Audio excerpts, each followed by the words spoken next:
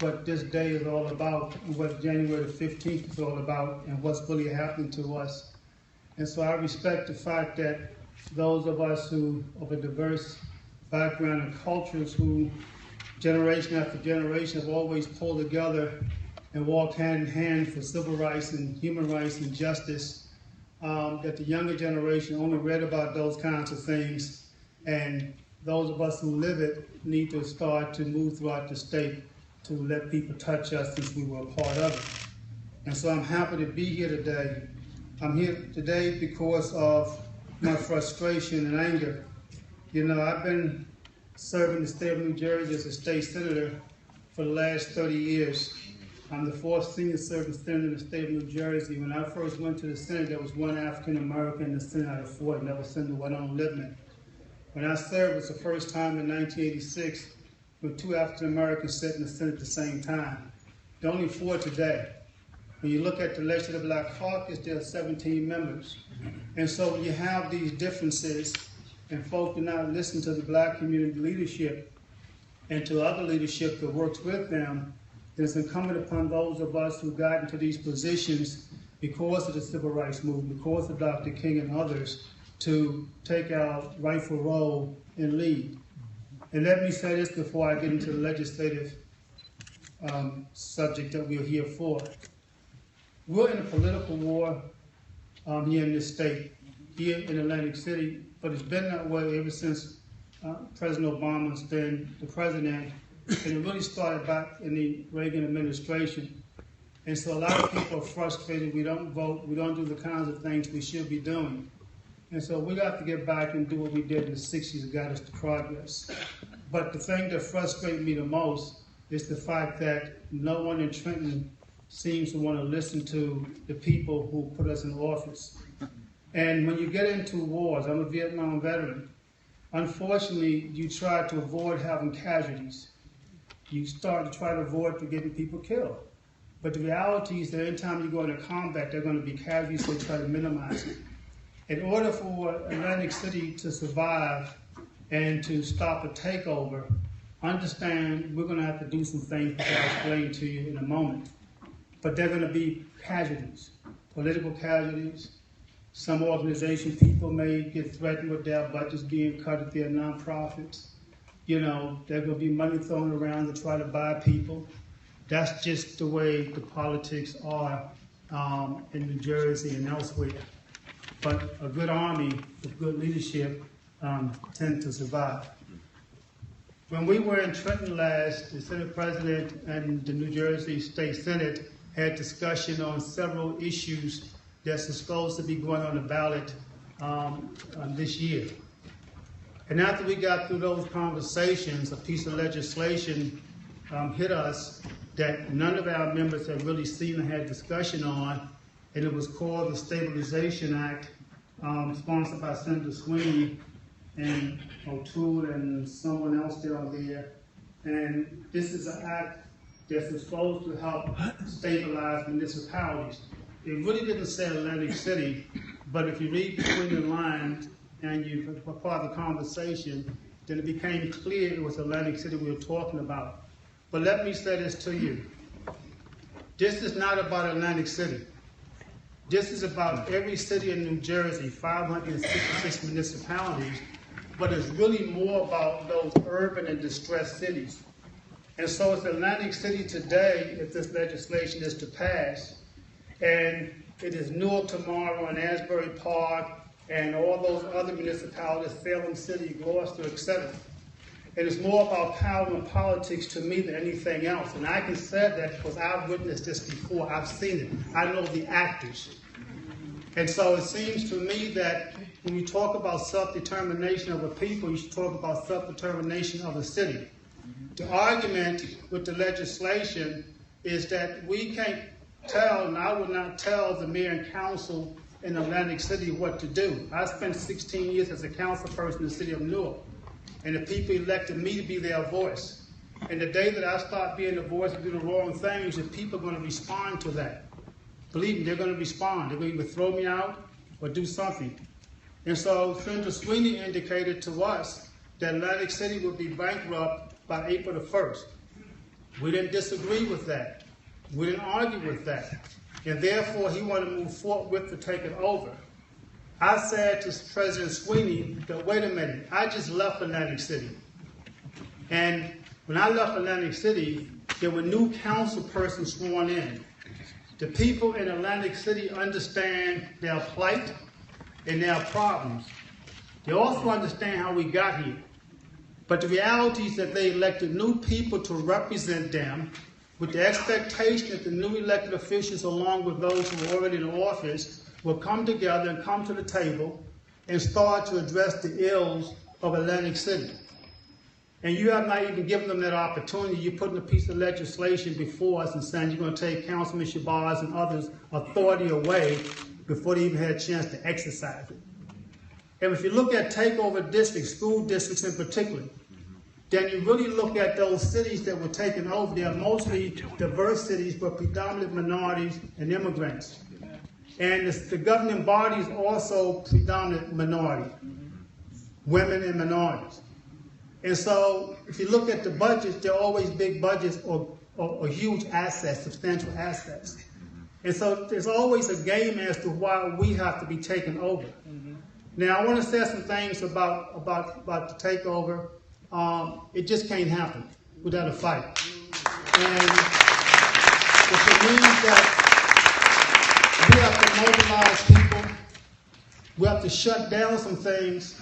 You're going to have to be bold enough to do that because they don't believe you will in Trenton. Because the people in this town has been laid back too long when folk did not allow you to come to the table. In the old days, when we got to the table, when people closed the doors and select us, you know, particularly when it comes to people of color, they'll say, well, we don't want Ron Rice, but we're going to have somebody of color. We're going to have that one. Because that one we can get along with. Sometimes we can control them. That's right. But we don't want those who truly speak for people. That's right. And so when that occurs, you have to kind of open the door yourself. But when you do that, you need to have lawyers on standby because we will go to court and we will be cell blocked. Now you understand that, right? That's right. And so we also have to mobilize. When we start mobilizing, that's when we start to run into problems in these cities. When there's problems in Atlantic City, then Newark should be here. Irvington, East Orange, Jersey City, Salem, Gloucester County, etc.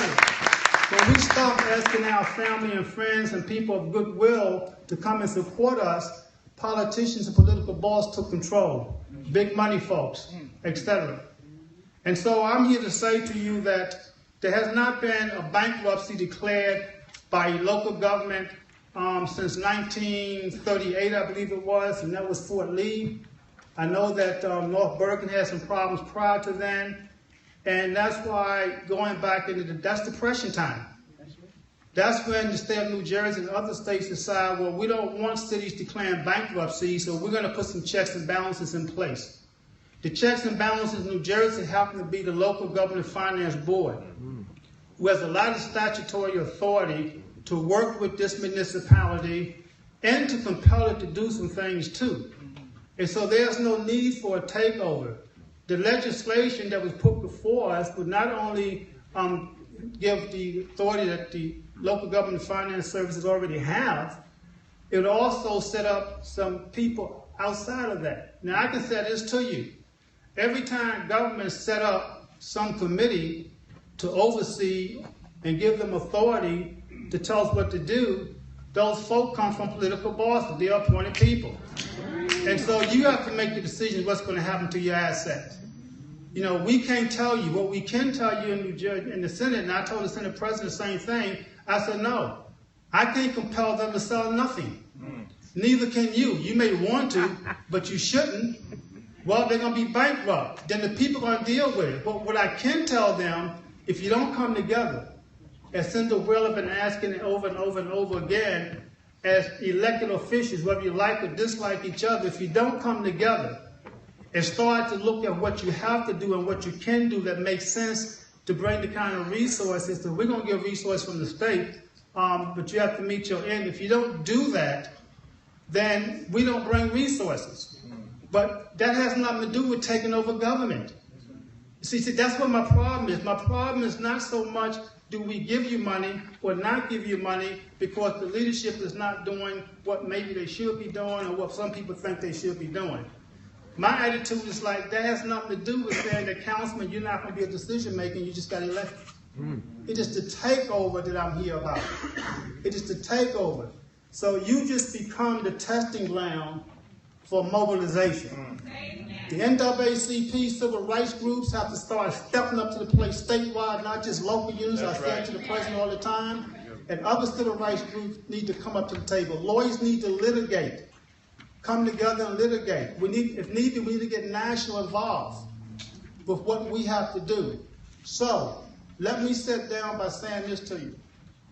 We need to, you need to, and we need to start to build our coalition of diversity as people in this city and outsiders on the cause to fight back takeover, which is a little different than addressing your fiscal problems. The big issue is taking over. And so we need to do that, which means that we need to leave here today with a commitment. And I'm going to take it back to Senate President Sweeney or two and the rest of them follow, let them know that I'm committed and there are others committed to continue to meet, organize, that's what we used to do, plan, mobilize, and litigate, and vote. That's right. Let me say it again, and vote. That's right. Everybody want to be something. That's right. But they can't be without our vote. That's right. And so I'm here to support Senator Whalen and support the council members and the mayor and the people of this great city to say I'm going to do all I can to get resources to you that's fair without doing harm to the rest of the state. I understand the frustration out there. But Camden was never taken over, Senator Whalen. There's a monitor there. Back in the 1990s, not around 1999 when I was traveling Camden, Mayor Milan, through allegation of corruption, he went to jail. The state talked about taking over Camden, and they didn't. They didn't monitor, which means the mayor of Camden, who come out of the political network of South Jersey, and the council people still have their constitutional authority, pretty much so. That's what it's about, not taking away. And so you can put a monitor in Camden, you can put a monitor in Asbury Park, Harrison, New Jersey, Newark, New Jersey, some of the other cities that we know we put monitors in. You have one in Atlantic City. Let's work with the monitor. Let's work with local government finance. Let's work with the mayor, the council, the freeholders, definitely the senator, and follow the senator's lead on this, etc. in Trenton, and let's get this job done. There will not be a takeover without a fight. If you're ready to fight, I'm ready to lead. Thank you. Good job.